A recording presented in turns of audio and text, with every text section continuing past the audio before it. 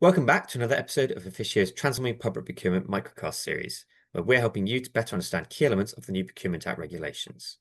Following on from last week's episode on standstill letters, we learned that one of the changes is that the standstill period now begins from the date of the contract award notice rather than from when assessment summaries are issued. This week, we're joined by Vignesh Sriram, a consultant from a public sector practice, to learn more about the contract award notice itself. Welcome, Vignesh. So, what can you tell us here?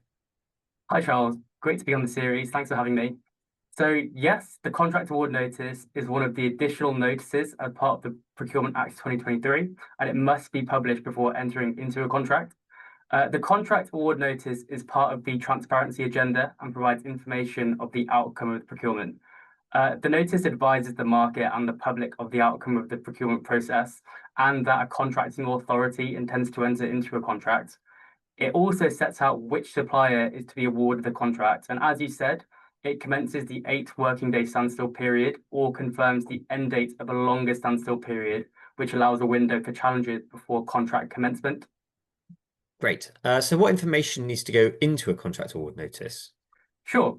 So it must set out the contract subject matter, the successful supplier's details, including which lots they've been awarded where applicable, the tendering details. So if the contract is £5 million or less, then the total number of tenders submitted and the total number assessed and the number of tenders submitted by SMEs or VCSEs.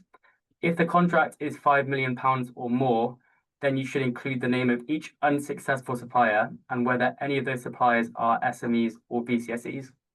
Also, you need to include the estimated value of the contract and the estimated value of each lot where applicable, the standstill end date, and confirmation that assessment summaries have been provided to each supplier that submitted an assessed tender and the date those were provided.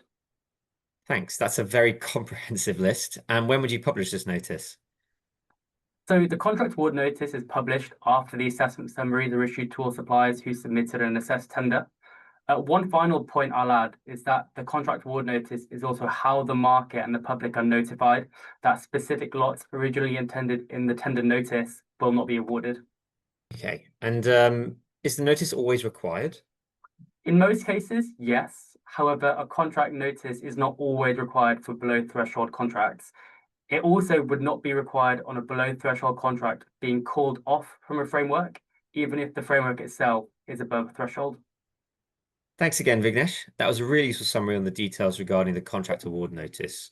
We hope you enjoyed today's microcast. Please do post any thoughts or questions in the chat. And you can also get in touch to our Procurement Act landing page linked above. We'll see you again on the next episode.